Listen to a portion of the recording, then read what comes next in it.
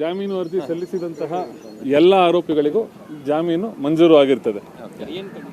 ಷರತ್ತುಗಳು ನಮಗೆ ಅಧಿಕೃತ ಒಂದು ಕಾಪಿಯನ್ನು ಪಡೆದ ನಂತರ ನಮಗೆ ತಿಳಿಯುವಂಥದ್ದು. ಈಗ ಸದ್ಯಕ್ಕೆ ಏನು ಹೇಳ್ಬೋದಂದ್ರೆ ಎಲ್ಲ ಆರೋಪಿಗಳಿಗೂ ಯಾರ್ಯಾರು ಜಾಮೀನು ಅರ್ಜಿಯನ್ನು ಸಲ್ಲಿಸಿದ್ರು ಎಲ್ರಿಗೂ ಸಹ ಜಾಮೀನು ಮಂಜೂರಾಗಿರುವಂಥದ್ದು. ಸರ್, ನಾನು 6ನೇ ಮತ್ತು 7ನೇ ಆರೋಪಿಗಳಿಗೆ ನಾನು ಏನು ವಕಾಲತ್ತು ವಹಿಸಿ ವಾದವನ್ನು ಮಂಡಿಸಿದ್ದೆ. ಅನುಕುಮಾರ್ ಮತ್ತು ಜಗದೀಶ್ ನೋಡಿ, ಅವರ ವಿರುದ್ಧ ಇದ್ದಂತಹ ಒಂದು ಆರೋಪಗಳೇನೆಂದ್ರೆ ಅವರು ಅಪಹರಣ ಮತ್ತು ಹಲ್ಲೆ ಆರೋಪ ಏನು ಕಂಡು ಬಂದಿತ್ತು ಅನುಕುಮಾರ್ ಮತ್ತು ಜಗದೀಶ್ ಅವರ ವಿರುದ್ಧ. 6ನೇ ಮತ್ತು 7ನೇ ಆರೋಪಿಗಳು ನೋಡಿ, ಯಾವುದೇ ಒಂದು ಈ ಒಂದು ಹಲ್ಲೆಯ ಬಗ್ಗೆ ಯಾವುದೇ ರೀತಿಯ ಒಂದು ಒಳಸಂಚು ಇರೋದಿಲ್ಲ ಈ ಆರೋಪಿಗಳ ವಿರುದ್ಧ ಅನ್ನೋದು ನಮ್ಮ ಪ್ರಮುಖವಾದ ವಾದ ಆಗಿರ್ತದೆ.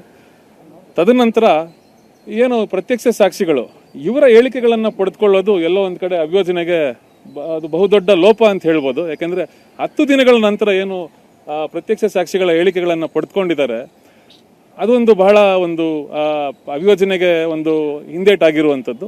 ಮತ್ತು ಈ 6ನೇ ಮತ್ತು 7ನೇ ಆರೋಪಿಗಳ ಸಂಬಂಧಗಳಿಗೆ ಸಂಬಂಧಪಟ್ಟಂತೆ ಪ್ರತ್ಯಕ್ಷ ಸಾಕ್ಷಿಗಳು ಎಲ್ಲಿಯೂ ಸಹ ಅವರ ಹೇಳಿಕೆಗಳಲ್ಲಿ ಅವರ ಬಗ್ಗೆ, ಅವರ ಇರುವಿಕೆಯ ಬಗ್ಗೆ ಉಲ್ಲೇಖವನ್ನು ಮಾಡಿರೋದಿಲ್ಲ. ನೋಡಿ, ಈ ಆಧಾರಗಳನ್ನು ಮುಂದಿಟ್ಕೊಂಡು ನಾವೇನು ವಾದವನ್ನು ಮಂಡಿಸಿದ್ವಿ, ನ್ಯಾಯಾಲಯ ಇವತ್ತು ಜಾಮೀನು ಅರ್ಜಿಗಳನ್ನು ಪುರಸ್ಕೃತಗೊಳಿಸಿರುವಂತದ್ದು. ಪ್ರಾಸಿಕ್ಯೂಷನ್ ನ ಚಾರ್ಜ್ ಶೀಟ್ ಅಲ್ಲಿ ತುಂಬಾ ಗಂಭೀರವಾಗಿ ಆರೋಪವನ್ನ ಮಾಡಿದ್ರು. ಸೊ ಅವರು ಕೂಡ ಪ್ರತಿವಾದ ಮಾಡುವಾಗ ಅಷ್ಟೇ ಗಂಭೀರವಾದ ಆರೋಪ ಮಾಡಿದ್ರು. ಖಂಡಿತ. ಎಲ್ಲಿ ನಿಮಗೆ ಸ್ವಲ್ಪ ಇದು ಪ್ಲಸ್ ಆಯ್ತು ಅನ್ನುವಂಥದ್ದು? ನೋಡಿ, ಈ ಒಂದು ಪ್ರಕರಣ ಸಾಂದರ್ಭಿಕ ಸಾಕ್ಷಿಗಳ ಮೇಲೆ ಮಾತ್ರ ಅವಲಂಬಿತವಾಗಿರುವಂತಹ ಪ್ರಕರಣ ಅಲ್ಲ. ಇದು ಡೈರೆಕ್ಟ್ ಎವಿಡೆನ್ಸ್ ಅಂದ್ರೆ ಪ್ರತ್ಯಕ್ಷ ಸಾಕ್ಷಿಗಳ ಮೇಲೆ ಅವಲಂಬಿತವಾಗಿರುವಂತಹ ಒಂದು ಪ್ರಕರಣ.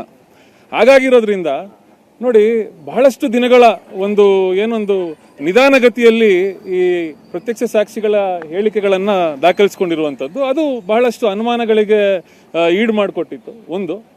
ಎರಡನೇದಾಗಿ ಏನು ರಕ್ತ ಮಿಶ್ರಿತ ಬಟ್ಟೆಗಳನ್ನು ಮತ್ತು ಕೆಲವೊಂದಷ್ಟು ವಸ್ತುಗಳನ್ನು ಏನು ಅಮಾನತು ಪಂಚನಾಮೆ ಅಡಿಯಲ್ಲಿ ಇವರು ವಶಪಡಿಸ್ಕೊಂಡಿದ್ರು ಪೊಲೀಸ್ನವರು.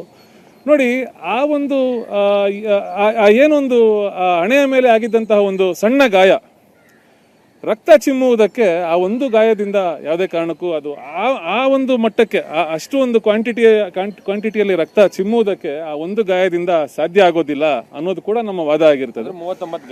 39 ಗಾಯಗಳಿರುವಂಥದ್ದು, ಆದರೆ ಯಾವ ರಕ್ತ ಗಾಯಗಳಲ್ಲ. ಅಂದ್ರೆ ಈ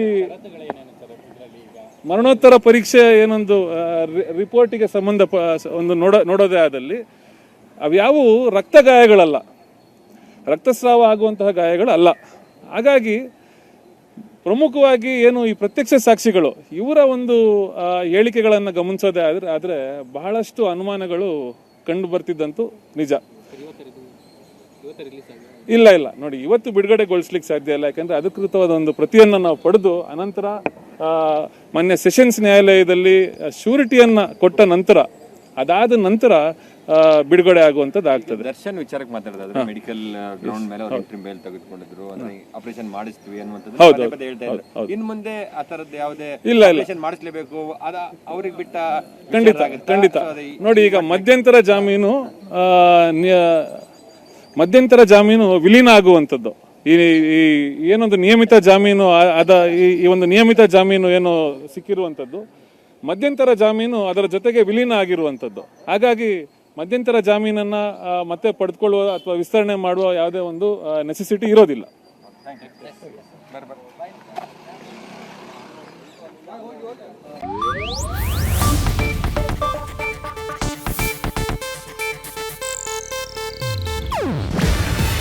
ಇದು ಏಷ್ಯಾನೆಟ್ ನ್ಯೂಸ್ ನೆಟ್ವರ್ಕ್ ಪ್ರಸ್ತುತಿ.